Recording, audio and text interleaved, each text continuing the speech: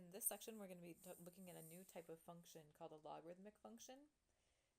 And these functions are inverses of the functions we looked at in the previous section, which were exponential functions. Our objectives are to change exponential statements to logarithmic statements and vice versa, to evaluate logarithmic expressions, to determine the domain of a logarithmic function, to graph logarithmic functions, and to solve logarithmic equations. So we need to start off by just talking about what a logarithmic function is. So as I mentioned previously, it's an inverse of an exponential function. So to get started with a logarithmic function, first we're going to review the graph of the exponential function with base 2, f of x equals 2 to the x. We'll look at the graph of that, and then we'll think about how inverses are related to original functions. We'll graph the inverse function, and we'll see some properties of the inverse function, and then we'll try to come up with a formula for the inverse function. So first let's graph this, y equals 2 to the x. Remember, our key points here are when the exponent is -1 and 0 and 1. And at those values we get the reciprocal of the base when the exponent is -1. We get 1 when the exponent is 0. And we get 2, or the base, when the exponent is 1. So let's sketch those key points here. We've got -1/2, 0, 1, and 1, 2. Then we can just sketch in the rest of this graph.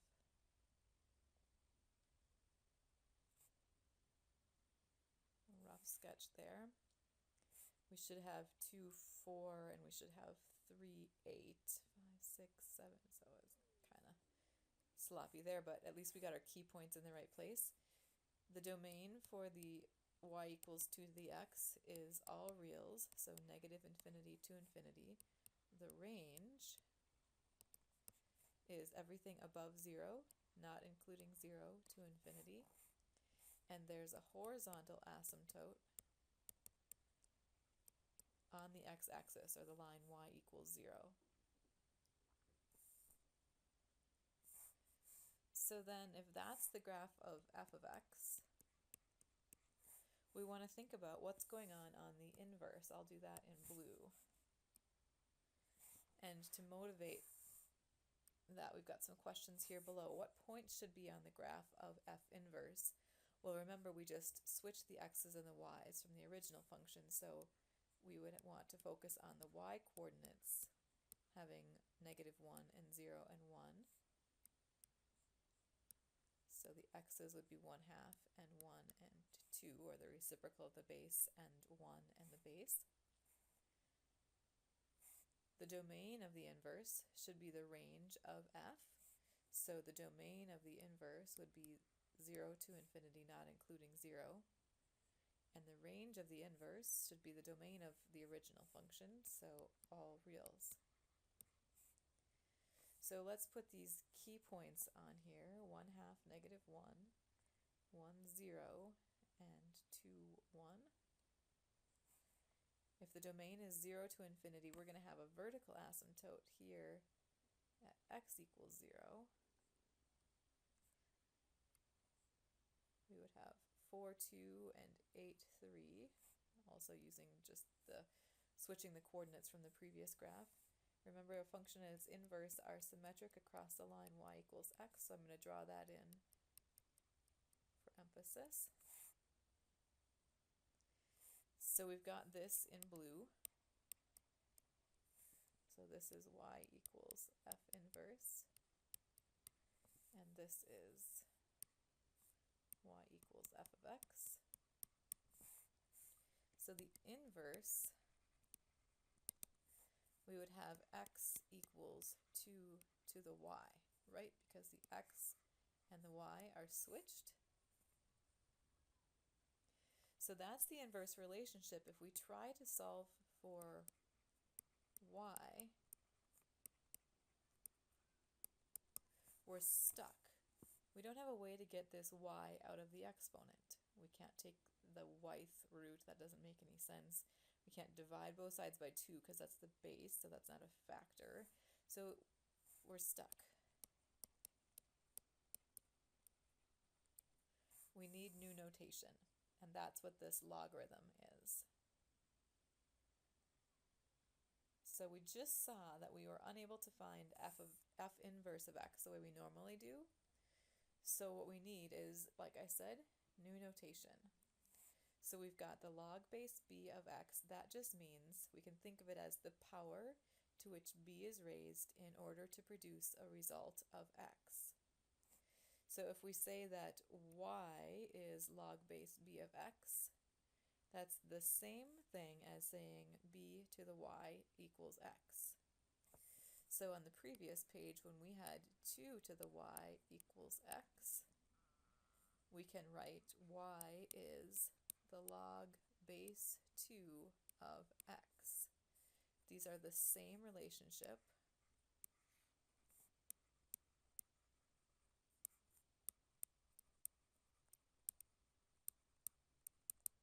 They mean the same thing. So if 2 raised to the y gives you x, what we can write is y is the logarithm base 2 of x, which means y is the exponent you'd put on 2 to get x, which is exactly the same as 2 to the y gives you x. And again, our bases are positive and our bases are not 1, because those are the bases that we used for our exponential functions. So we want to have the same restrictions on b. So b has to be positive and not equal to 1. So in example 1 here, we're trying to just find some logarithm values and then also write the corresponding exponential equation. So when I see the log base 2 of 8, I'm thinking I want the exponent that I'd put on 2 to get 8. So we're thinking 2 to the what gives me 8. And whatever that exponent is, that is the log base 2 of 8. So you can think about that for a while, and then you'll realize, well, 2 to the third is 8. So the log base 2 of 8 is 3. So we've got the same relationship stated 2 different ways. The first is as a logarithmic equation. The second is as an exponential equation. Logarithmic, if a logarithm is involved, an exponential here where we've got a base to a power gives us a number. Moving on to the next one, log base 3 of 9. Again, we want to know what's the exponent I'd put on 3 to get 9. That's probably an easier one. 3 squared is 9, so the log base 3 of 9 is 2. And again, you can think the exponent I put on 3 to get 9 is 2. Trickier here in the next, because the base is smaller than the number we're trying to get, right? So we're thinking 8 with what exponent is going to give me 2? If your number you're trying to get to is smaller than the base, but bigger than 1, what you're wanting is some kind of root. So like the cube root, which is an exponent of 1/3, right? So you want to remember that radicals are related to exponents by being fractional exponents. So if I want a cube root, I would do to the 1/3 power. So we'd say the logarithm base 8 of 2 is 1/3, because 8 to the 1/3 is cube root of 8, and that's 2. And the next one, we're looking for the exponent we put on 5 to get a 5th. Here, the value we're trying to get is less than 1. So we're trying to get a fraction, and we're starting with a base that's bigger than 1. So we're going to need a negative exponent to get this a fractional relationship. So a -1 would work, because 5 to the -1 is 1/5. So the log base 5 of 1/5 is -1. So again, we're thinking the exponent I put on 5, the base, to get 1/5 is -1. So we've got logarithmic equations on the left column and the equivalent but different form exponential equations in the right column. If you have time, why don't you pause the video and try to do the next three on your own and then come back. The log base 5 of 1, we're looking for the exponent we put on 5 to get 1. There's nothing special about 5 here. This pattern works for any base. If I want to get 1, I want to put 0 as my exponent. So the log base 5 of 1 would be 0. The log base 4 of 2, that's going to be similar to the log base 8 of 2. 4 to what power gives me 2? I'm thinking the square root of 4 is 2, so the exponent would be 1/2. So we'd say the log base 4 of 2 is 1/2. And again, it's not that we're multiplying 4 by 1/2. That also would give us 1/2, but we're thinking the exponent 1/2 is the same as the square root, and that's what we would want to do to put an exponent on 4 to get 2. The log base 7 of 7, this brings up another more general pattern. If I want to get the same value back, I would want the exponent to be 1. So the log base 7 of 7 is 1. And then we've got some more general properties that we have seen demonstrated in some of these examples. The log of any base that's going to give us 1 would, so if we're going to put an exponent on a to get 1, that exponent would be 0. And then the log base a of a, if I'm going to put an exponent on a and get a, that exponent would be 1. So the first one would be related to this statement, a to the 0 equals 1. And the second is related to the statement, a to the 1 is a. The third and fourth properties here that we have are just related to this idea that we saw in the previous section, that a function and its inverse composed always give you x. Similarly, if you compose them in the other order, you just get x back. So if f of x is a to the x, the inverse function is the log base a of x, so the same base, and f composed with f inverse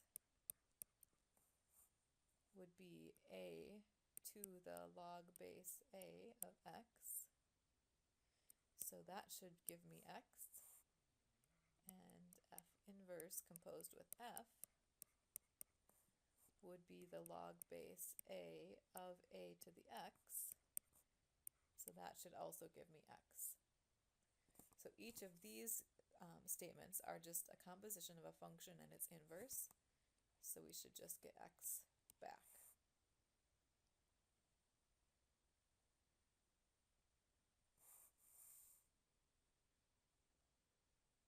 All right. So let's look at a few examples here. If I have the log base 6 of 6 squared, this is just a specific example of property 3. The base of the logarithm and the base of its input are matching. So this should just give me 2. And then the log base 8 of 8 to the negative 1, again we've got a composition of a function and its inverse. So we're going to get just the input of the inside function, which in this case is negative 1. And then the last example here is just an example of property 4, where the base is 7. So 7 to the log base 7 of 4 should just give us 4 back. All right, so these are both property 3 as it's listed above, and this one is property 4.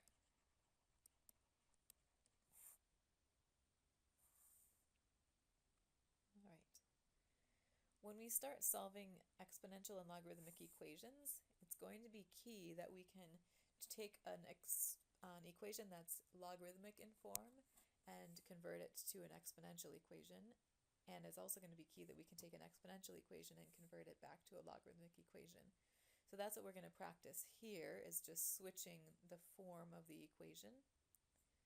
So if I have b to the y equals 10, I want to write that as the logarithm of some base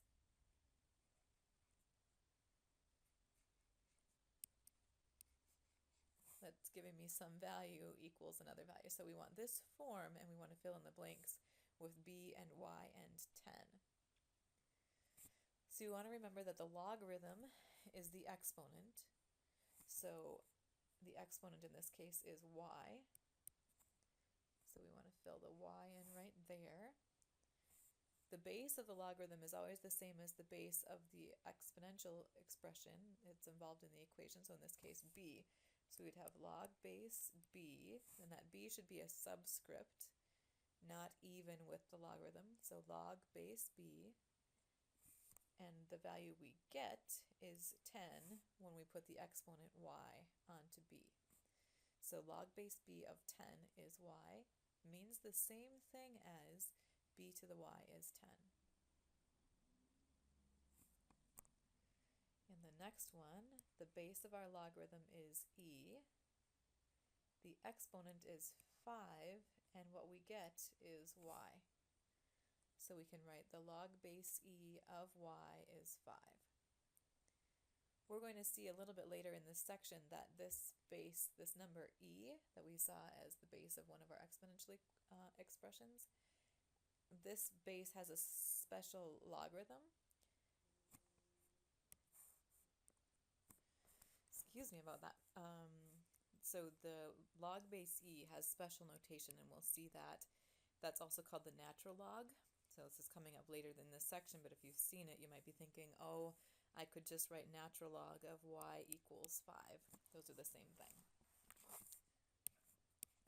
Excuse me. All right, and then the next one, we'd write down logarithm, think about the base, which is 4. The value we get is the 5th root of 4, and the exponent we put on 4 to get that value is 1/5. So the equivalent logarithmic equation would be the log base 4 of the 5th root of 4 is 1/5.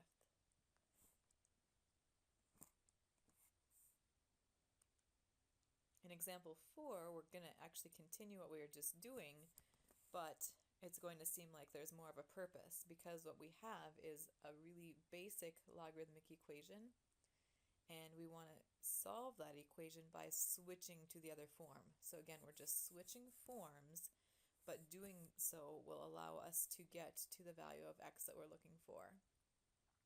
So here, instead of starting with exponential and switching to logarithmic, we have logarithmic and we want to switch to exponential. And again, starting by focusing on the base makes sense. So here the base is 8. The exponent we put on 8 is 2/3, and the value we get when we do so is x.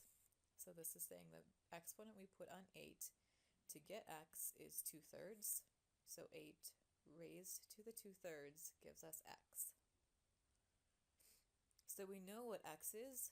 Now we just want to write that in a way that makes sense as a value that we can recognize. 2/3 as the exponent is the same as the cube root of 8 squared. Or we can put the square inside and then do the cube root next, but it's easier if you do the cube root first. Cube root of 8 is 2. 2 squared is 4, so x is 4.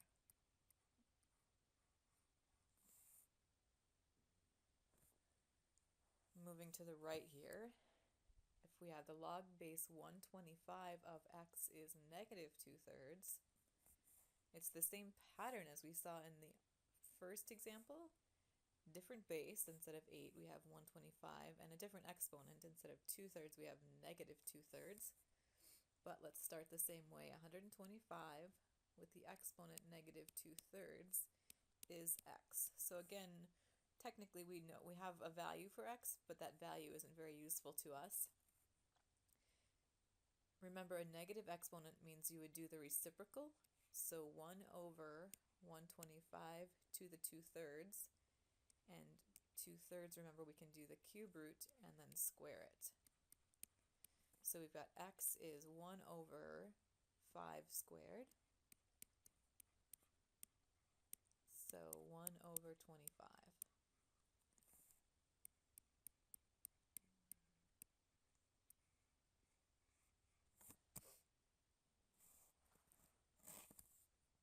In the next example, we've got the base that's missing. So we don't know the base, but the log base x of 36 is a half. So the base is x, the exponent is a half, and what we get is 36. The left side, x to the 1/2, we can rewrite, so we're not doing anything but rewriting here, as the square root of x is 36. To solve a radical equation like that, we'd want to square both sides, so we'd have x equals 36 squared. And 36 squared is not a value I know offhand, so let's grab a calculator.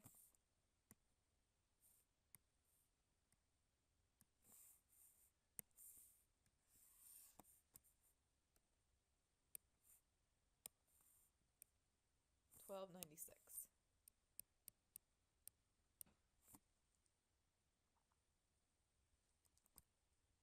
Alright, now we've got log base 3 of x is a half, which means 3 raised to the 1/2 is x.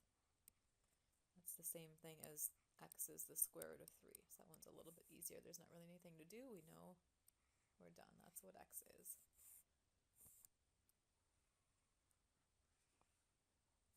Try the next two on your own. If you have a minute, just pause the video and come back.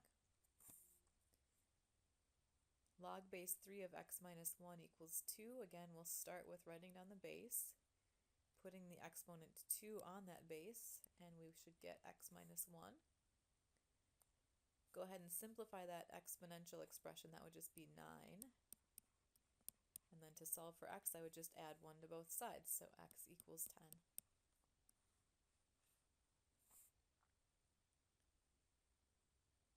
And then the last one is probably the simplest one. To switch to exponential form, I'd write down the base 10, put on the exponent 0, and I should get x. So x is 1. 10 to the 0 is 1. So that gives us a feel for solving logarithmic equations. We'll always switch to exponential form. These are fairly basic logarithmic equations. We'll look at more complicated logarithmic equations in one of the next sections in this chapter, but for now we can at least see the idea is to solve a logarithmic equation, we're going to need to switch to an equivalent exponential form of the equation.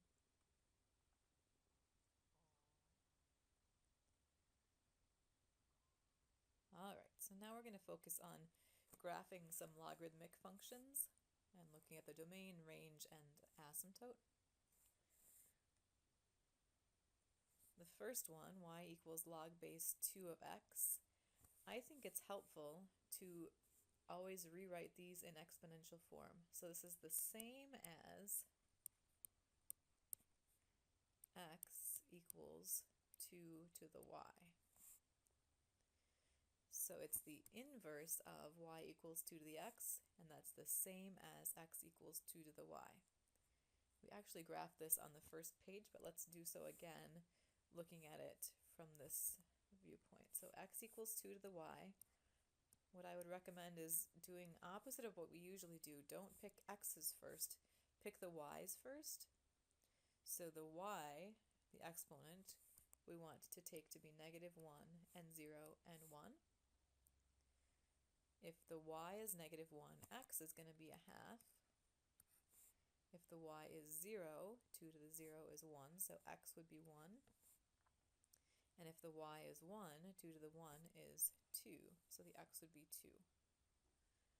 So we have 1/2, -1, 1, 0, and 2, 1. And if we want to pick some more, if y is 2, x is going to be 4. If y is 3, x would be 8. we're already off of this grid, so let's go ahead and connect it. So we can see the domain is everything greater than 0.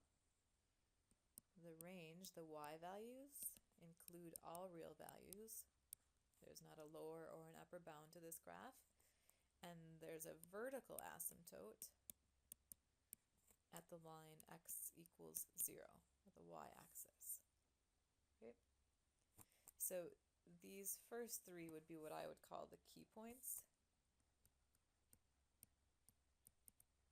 We listed some extras just for good measure, but those three are what I would call the key points. If I'm going to graph y equals log base 1/2 of x, remember again that's the same as the base 1/2 with the exponent y gives me x. So I'm going to pick some y's first because those are my exponents. And I want to choose the exponents to be -1 and 0 and 1. So again, pick y first. 1/2 to the -1 is the reciprocal of 1/2, so that's 2. 1/2 to the 0 is 1, and 1/2 to the 1 is 1/2. So in the x column, we see the base, or the reciprocal of the base, and 1, and the base itself. So 2, -1, 1, 0, and 1/2, 1. We would also have 4, -2, like that, right? Domain is all values greater than 0, and the range, there's no lower or upper bound, so all real values. And again, a vertical asymptote, no horizontal asymptote, on the line x equals 0, which is the y-axis.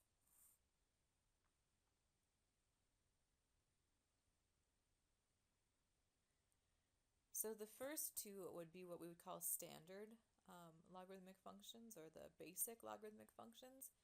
The next two involve some transformations. So what we want to think about is start with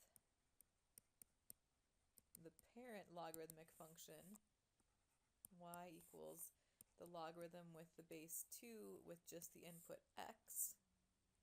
And then from that function, since we have x minus 3 instead, we would do shift right 3.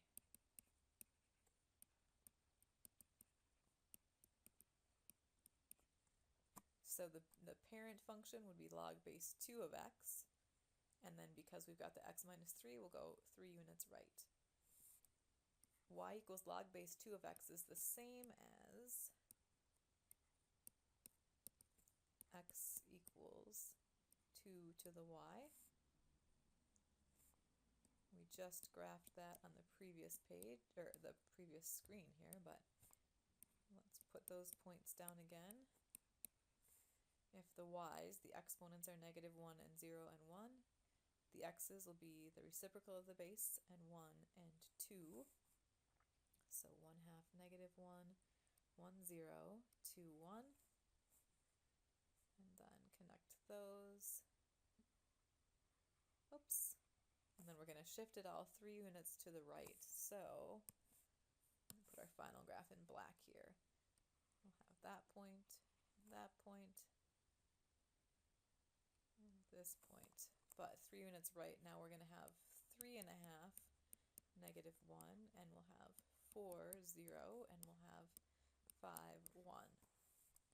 And we're going to have a new vertical asymptote, no longer on the y-axis, but 3 units to the right, so x equals 3 will be our vertical asymptote. We want to keep track of that. So this has domain, everything bigger than 3, range, all reals, and vertical asymptote x equals 3, since everything was moved to the right. So a horizontal shift will move the asymptote but a vertical shift would not. Okay, the next one, again we've got a transformation, but this transformation, remember if we change the sign on x, that's going to flip everything across the y-axis. So we'll have a reflection across the y-axis, and our parent will just be y equals log base 3 of x instead of y equals log base 3 of negative x. So keep the same base, but just keep the input as x instead of negative x, and then do the reflection. So this is the same as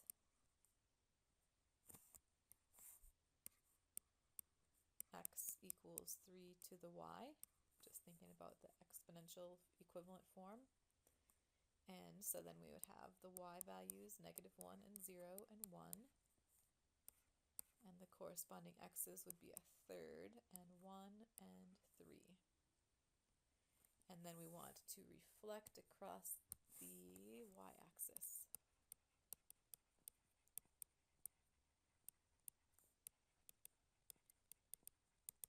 So we'll have -1/3, -1, -1, 0, and -3, 1. So -1/3, -1, -1, 0, -3, 1. There we go. So the graph is going to look like this, same shape, just reflected across the y-axis. So the domain now is going to be everything less than 0. The range will still be all reals. And the vertical asymptote will be on the y-axis again, x equals 0.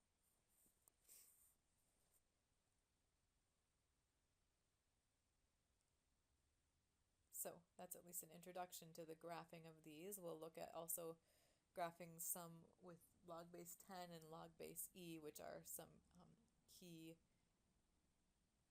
bases to be used in applications. And that's what we're talking about next. So the common logarithm is the name of the log with base 10. So what you'll see is sometimes you'll see a logarithm without a base. And if there's no base written,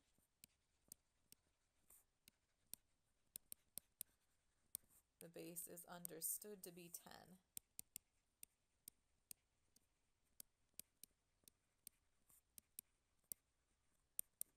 If it's a log logarithm. If it's ln for logarithm naturel from the French natural logarithm, that's having base e. This base happens to arise in lots of natural applications, so like exponential population growth, things like that. So log base e is the natural log. So if no base is written but it's an ln instead of an log, then you want to know that that's base e, whereas log with no base written is base 10. Both of these have buttons on our calculator.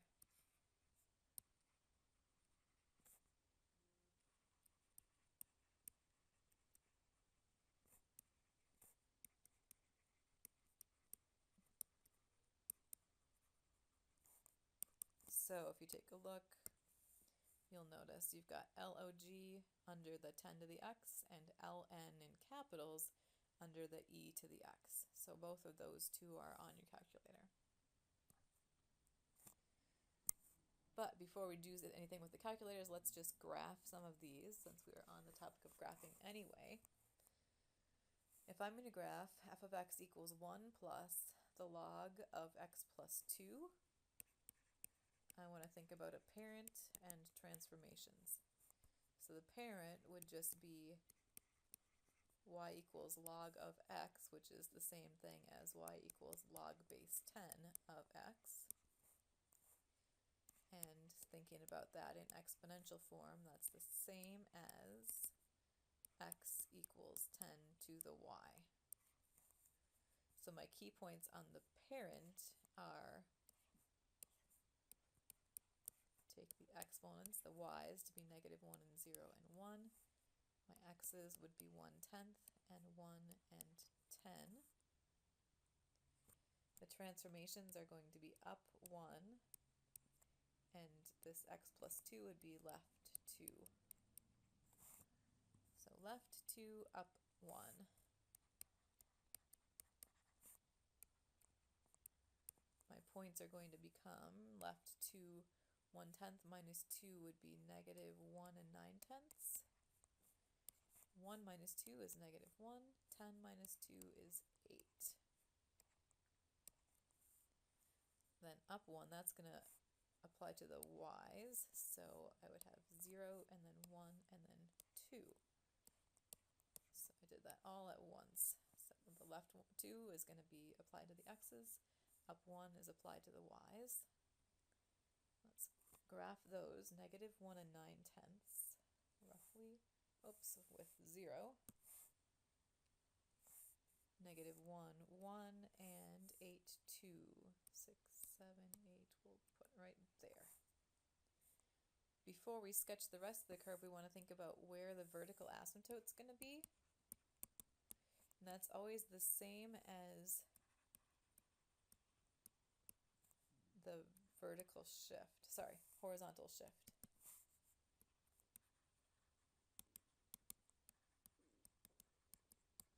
Left 2, so at x equals negative 2. So we don't want to go past that line when we sketch this as carefully as we can. So we can see the domain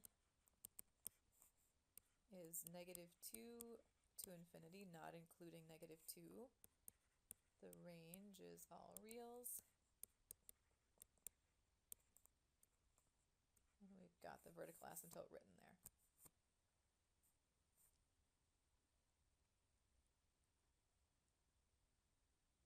And then another graphing, 2 minus the natural log of x. Again, let's do, if we rewrite this to be able to focus on the transformations, this is the same thing as negative 1 times the natural log of x plus 2.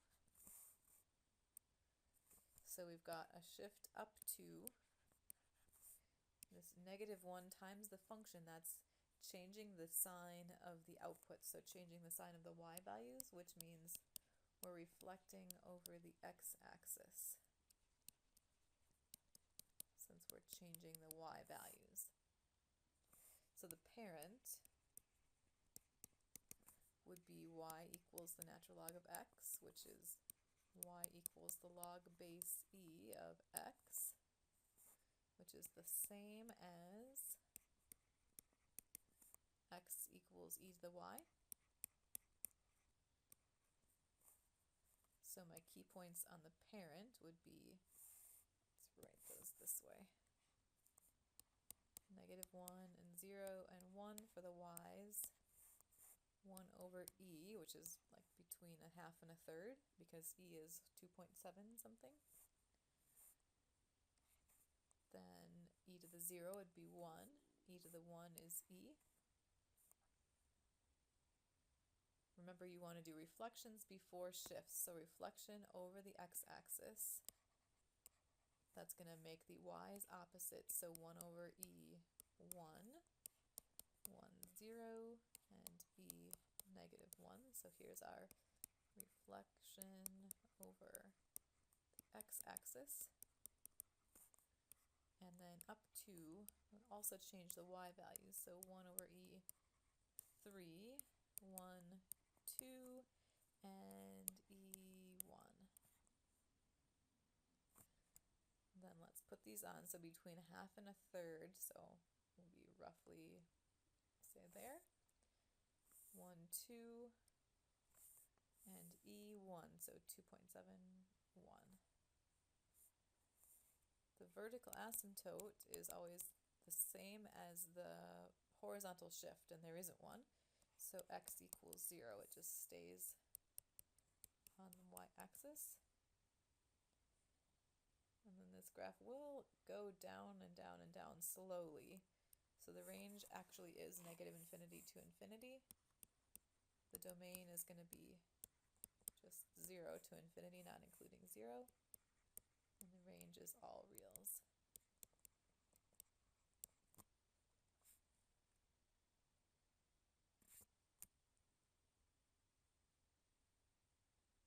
And then we're going to look at a graph on our calculator. The next graph that we're looking at, x times the natural log of x squared. This is more complicated than just transformations of the logarithmic function. We've got a product of x and that logarithmic function multiplied with itself. So these are not just simple transformations. This would be something that you'd need a calculator to graph. So let's take a look at this graph. Type it very carefully here. So x times natural log of x, and I put parentheses around that function and its input, and then we want to square that. So x times natural log of x squared we want to look at, and we want to think about the domain and the asymptotes, the local max and local min values. So let's take a look, or think about the domain. That factor of x can be anything, but in order for natural log of x to make sense, its input has to be positive, so x would have to be greater than 0. Let's include maybe -1 in our window, just so we can see that there aren't any y values when x is negative. Let's do -1 to 10 for the x's, and then let's do a zoom fit. Take a look. So in that window, it appears that there aren't any values of y when x is negative, and it appears that the graph goes down for a while and then back up. So I'm going to take a snapshot of that window.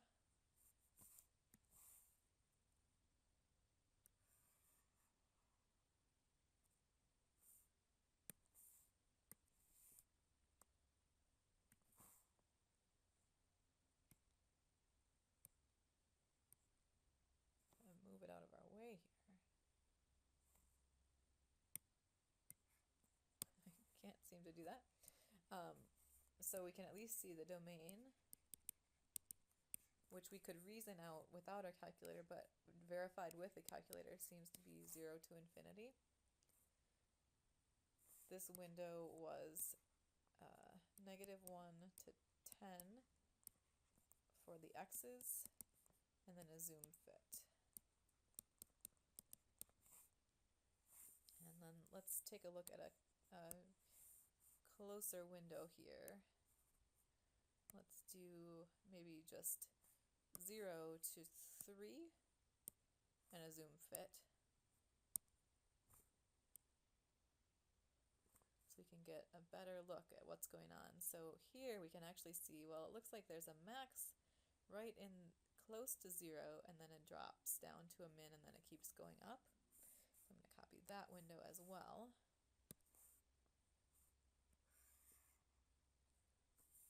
Because we can see that we really needed to zoom in. So this is 0 to 3 for the x's, and then a zoom fit to get the y's. So a better view is this.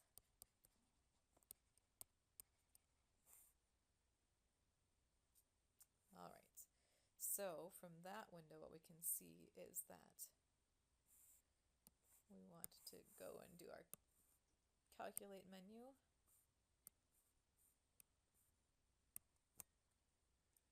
Can't seem to get, oops. We want, let's see, maximum first if we're moving left to right.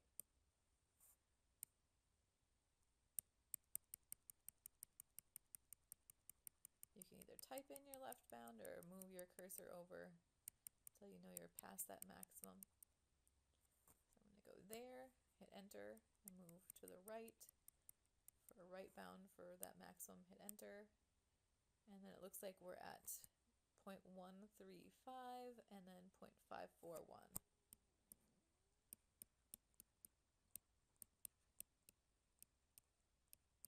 So local maximum is at that point. And then we've got also a local min. So we want to calculate a minimum this time. Left bound, somewhere to the left of that low point, right bound, somewhere to the right of that low point. Looks like we've got 1 for the x and then this 2.458 e negative 13 for the y. And again, I'm going to just take a snapshot of that.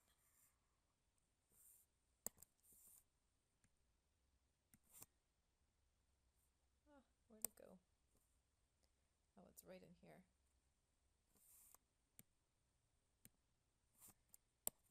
Try that again. So this, remember, means y is 0. So a min is going to be at 1, 0, which makes sense because the natural log of 1 is 0, right? So watch for this kind of thing. When you see this number and then e with a negative value, that just means, for all intents and purposes, 0. Your calculator just isn't calculating it to be 0 exactly. So we've got the domain. Max value appears to be, or local at least, max value is 0.541. Remember, the value is the y coordinate. It happens at x is about 0.135. The local min value,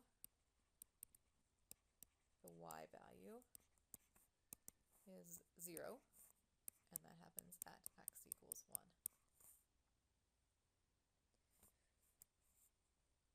And then technically there's not an asymptote for this graph.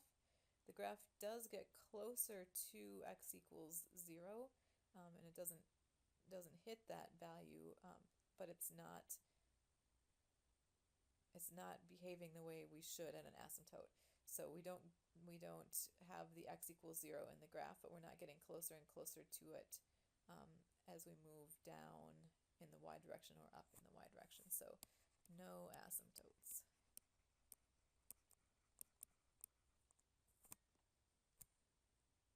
All right.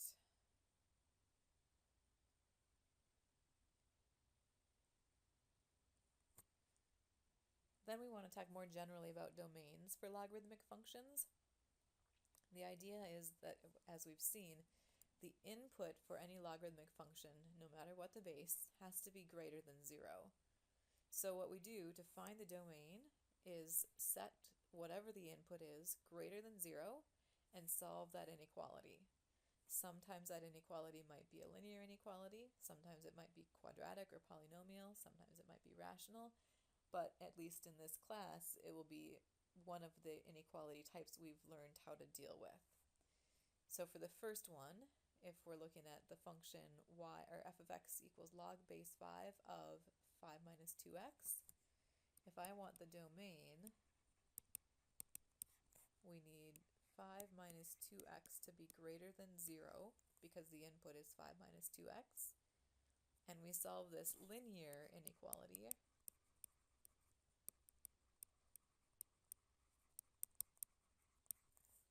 by subtracting 5 from both sides, dividing by -2, which means we need to switch the order or the direction of the inequality symbol. -5 divided by -2 is positive 5/2. So we'd say the set of all x such that x is less than 5/2. Or we could write it as an interval, -infinity to 5/2.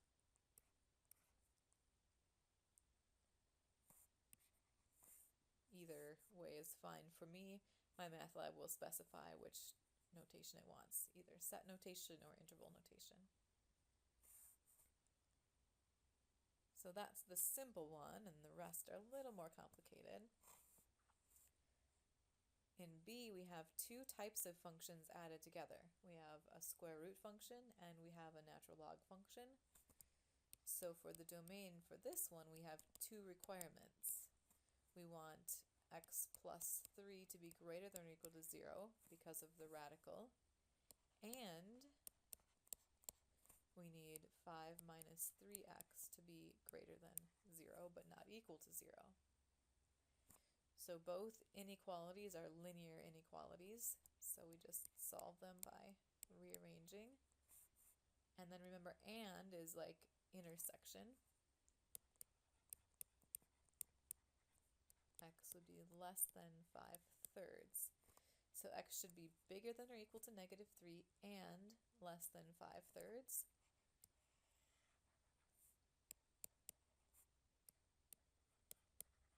So greater than or equal to -3 would look like that. Less than 5/3 would look like this. So the intersection would be where they overlap. So the domain should be -3, including that value, up to 5/3, but not including 5/3.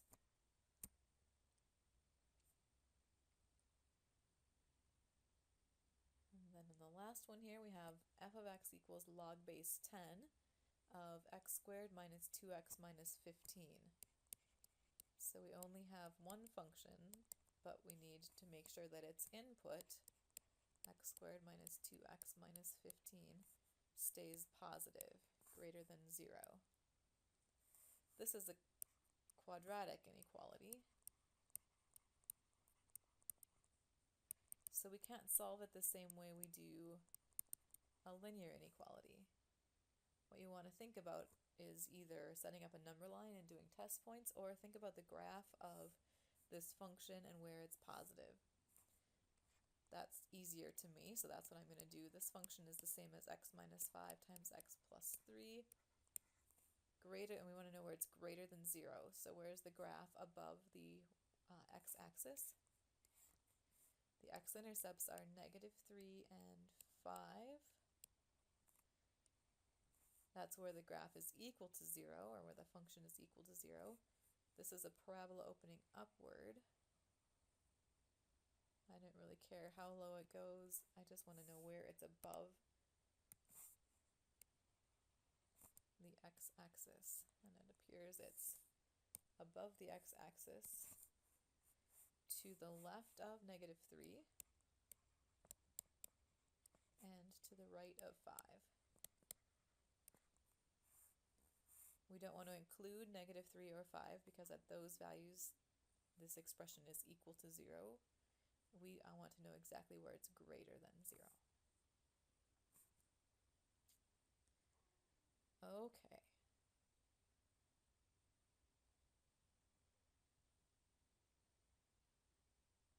One more example that kind of pulls all of this stuff together, hopefully. First, we want to find the domain of this logarithmic function. F of x equals the opposite of the natural log of x plus 3. Keep in mind that the negative out in front has nothing to do with the domain. The domain we just care about that x plus 3 being greater than 0. So x is greater than -3.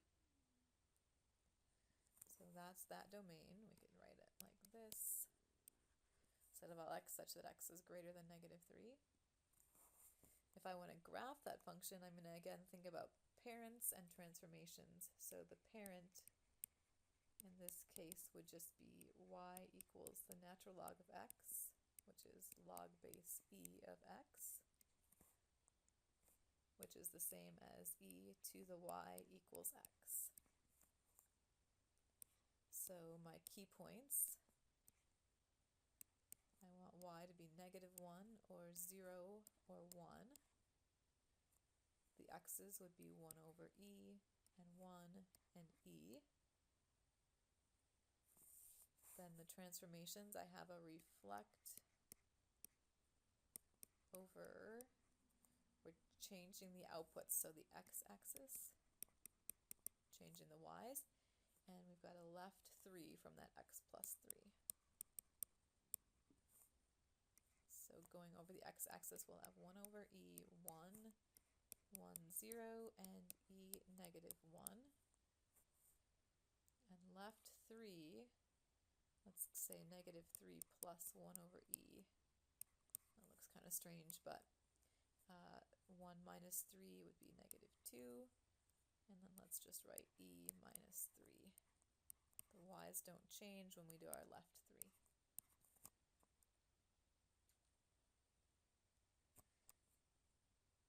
So negative 3 plus 1 over e, 1. Let's say something like there, negative 3 plus a half to a negative 3 plus a third, somewhere in between those, 1. Negative 2, 0, and e minus 3, negative 1. So 2.7 minus 3, 1, 2, 3, something like here. For the graph, we want to think about carefully where's that vertical asymptote. We had a left 3 shift, so we know the vertical asymptote is going to be at x equals negative 3. So right here. That helps us see how everything fits together. So we've got this shape for our graph.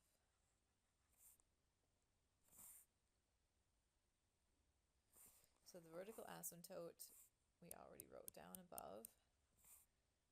The range we can see is all reals.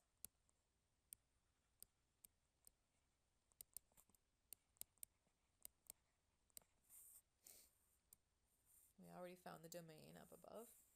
Now it's asking us to find f inverse. So to find f inverse, we write down the original, which was y equals negative natural log of x plus 3, which means the inverse would be x equals the opposite of the natural log of y plus 3, right? And then, if we switch this to an exponential statement, we want to first divide by this negative to get that off of the natural log. So x over negative 1 would be natural log of y plus 3. We're trying to solve for y here. Natural log is the same as log base e, so if we switch to an exponential form, base e with the exponent negative x should give me y plus 3. And now I can subtract 3, so I've got y is e to the negative x minus 3. And that would be my inverse function.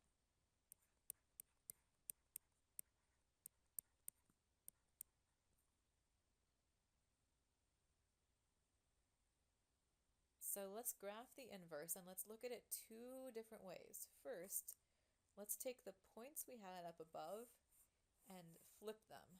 So if we just switch x and y, so 1, negative 3 plus 1 over e, 0, negative 2, and negative 1, e minus 3. Let's see what we have. So 1, negative 3 plus 1 over e is going to look like that. 0, negative 2, and negative 1, e minus 3. Negative 1, then e would be about here. If I want to take 3 away, 1, 2, so like that.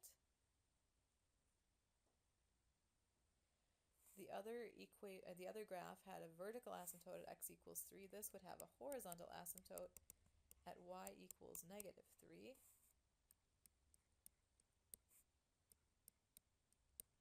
And then we can see how this graph fits together.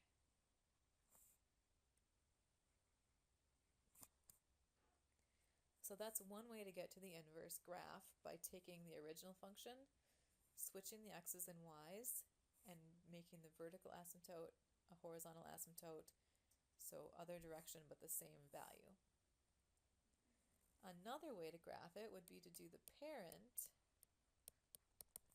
y equals e to the x, do a reflection across the y-axis,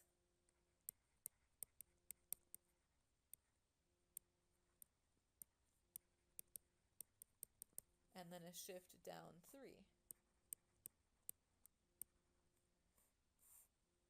on the parent y equals e to the x, we would take the x's to be negative 1 and 0 and 1. The y's would be 1 over e, 1, and e. Reflect across the y-axis, that's changing the x's, so 1, 1 over e, 0, 1, and negative 1e. Down 3, then we'd have 1, 1 over e minus 3, and 0, negative 2, and then negative 1, e minus 3. And then we would graph those points, and it's going to be the same as what we just did. So we can take either approach, right? We can either think of, here's our formula for the inverse, think about a parent and transformations, or we can think, well, I already had the graph of f, let's switch the x's and y's, and then switch the asymptote direction. Either one works just fine.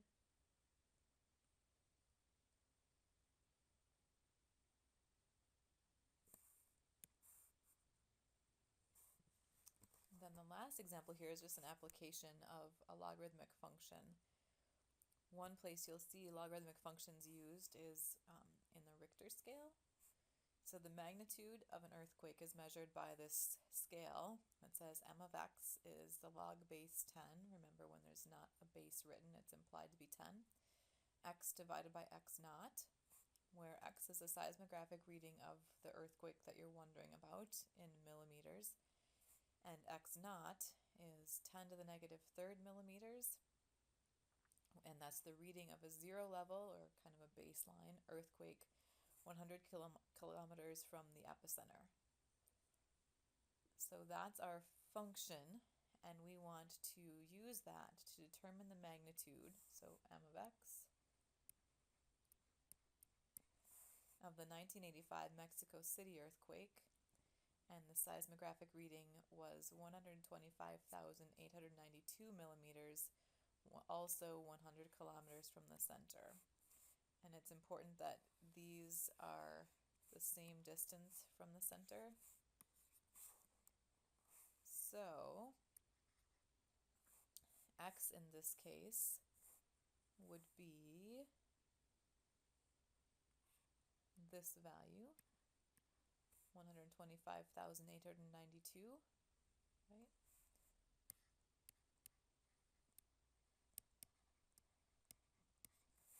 We want the magnitude of that earthquake, and it says take the logarithm base 10, of that x value, divided by x naught, which was 10 to the negative 3.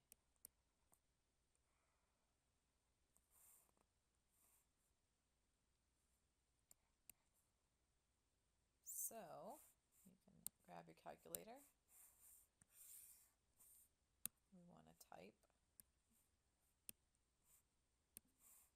log, parentheses, and then 125,892 divided by 10 to the negative 3. 10 to the, I don't think we need parentheses around this negative 3, but I'm going to put some there just in case. We get about 8.1, we'll say. Copy that so you can see it.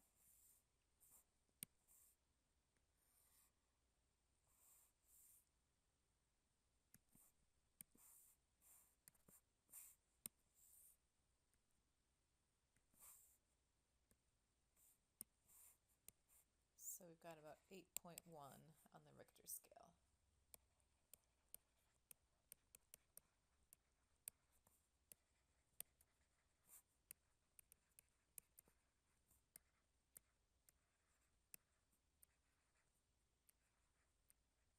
Should probably be a capital R.